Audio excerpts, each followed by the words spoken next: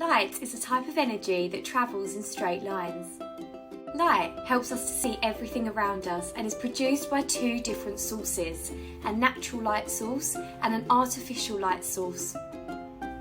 The sun is an example of a natural light source, and a torch is an example of an artificial light source because it's made by humans. Light travels so fast that we can't actually see it. It travels at around 300,000 kilometres per second. Could you imagine running that fast? Light doesn't just help us to see, it helps us in so many ways. You might have heard of a vitamin called vitamin D. It's really important to humans because it helps our muscles and our bones.